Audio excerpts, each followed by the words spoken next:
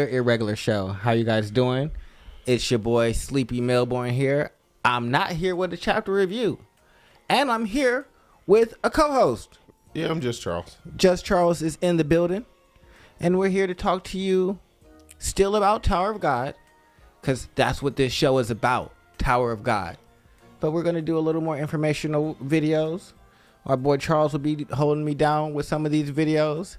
He might be soloing some videos. I might be soloing some videos. But what we're going to be doing is bringing you Tower of God content. So make sure you like, subscribe, comment, share, and all of the things. I appreciate you. I love you. Goodbye. Now let's get into the show at hand. We're doing the Tower of God organizations. There's 7 of them. First organization, Charles is going to get into for you guys. All right, so our first major organization is called the Ranker Administration Office. Their entire purpose is actually just putting ranks on the rankers. It's pretty simple, cut and dry. Now, they're considered to be one of the more influential organizations because there are positions within the tower that you cannot have without having a particular rank. The only known member that we have for this particular organization is Tommy, and he is the current director of the Ranker Administration Office. Now, anytime you see a number next to somebody's thing, who gave Jihad a ranking? They did. Who gave Jewel Van Grace a ranking? They did. If there's a number attached to it, probably in the tower, they probably gave it that number.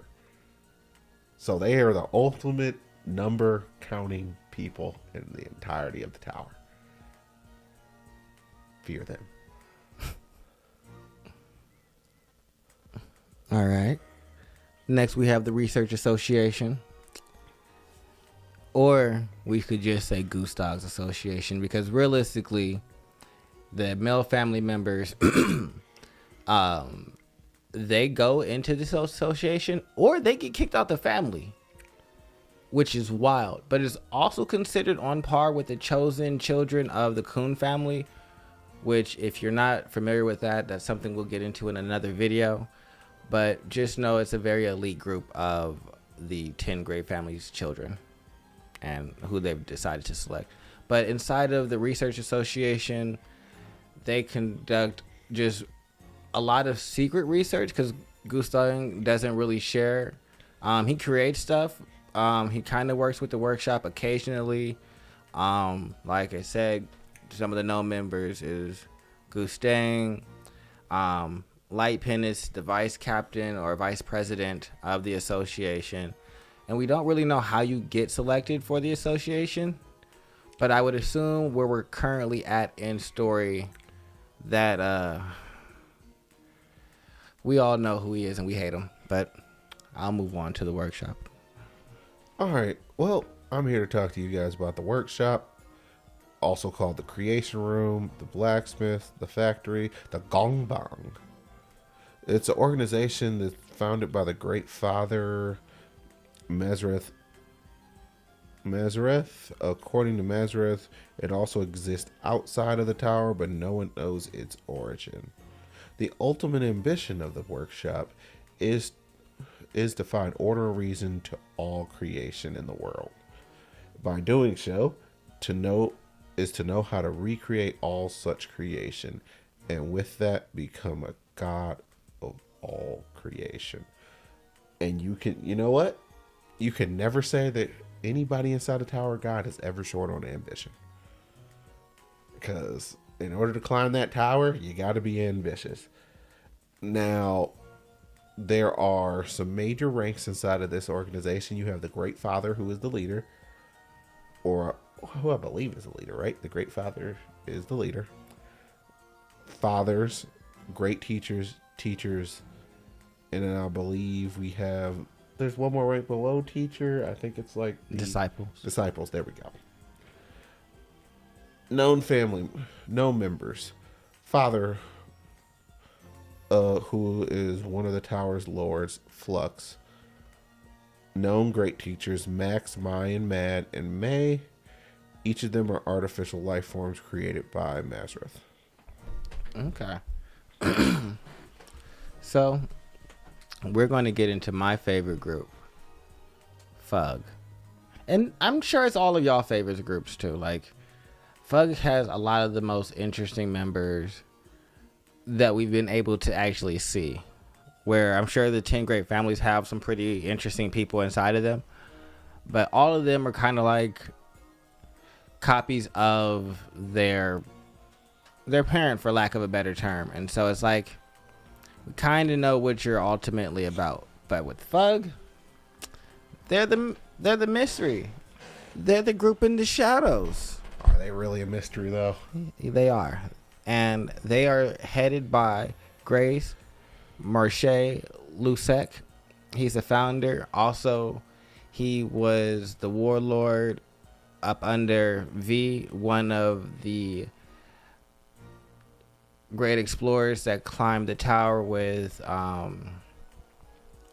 Zahad. We also have Ha Jin Sung, Bam's master, Pokin, Yuhan. There's a lot of just active members, slayers. Fug, if you know Tower of God, you know Fug. Fug is here to destroy Zahad. Their god currently, for their leader at least, is Bam, who seems to be the embodiment of V and Arlene's like retribution, because Arlene V got killed.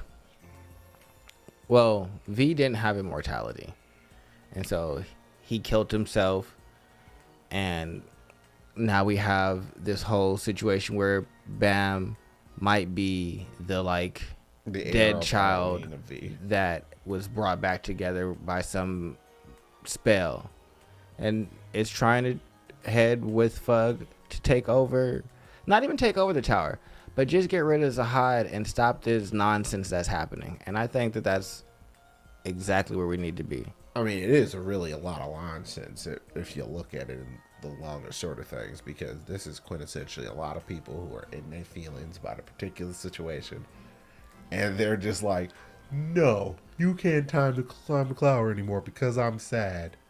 But Bam needs to get stronger, because if he's nowhere near the leader of Fug in terms of strength, or his master, and both of them are high rankers, his master is in the top 100, the leader is top 20, he's number 15, and Bam's not ranked yet, so we got work to do. I mean, I don't know if he's not ranked yet because of the ranking office is literally being told not to rank him because that can only do harm. I mean, I don't care. We need to see him. I need to see him defeat a ranker then, on not some sneak shit, because he's gotten that off already. But we need to see that. But that's all for Fug. Next is the Workaholics. All right, next we got the Workaholics, the Winged Tree under the moon. The Winged Tree is an organization in the tower that resides on the 77th floor. It's co-founded by the famed rankers Urix Mazing and Bakery. The influence of the power of this organization is such that the 10 great families fear it. Additionally, Kung Hai Lu stated that the Workaholics is strong enough to threaten the Zahard army. Whoever Gustav implies that family heads themselves do not see the organization as more than just a game or deception.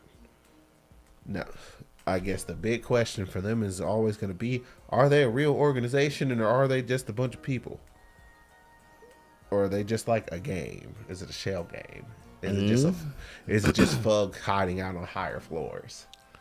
No, they're a real organization now. I mean, Uruk makes them an organization by proxy of existing.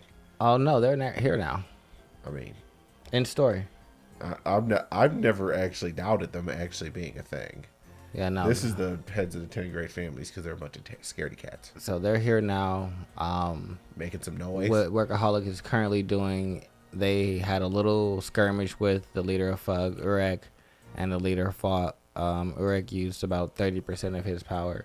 And it literally tells you, because that's how he doesn't use techniques or like wave controlling. He literally just is like hella strong, and so increases how much, like Toguro from Yu Yu Hakusho, just uses a higher percentage. Oh no, of I power. remember them running into it because that's what happened to the sheep man. He ran into him, and it was like, oh, 10% of my fight power, one finger. Yeah, well, 10% wasn't enough. He had to use 30% to rep up a spell, but then that ended in kind of like a stalemate.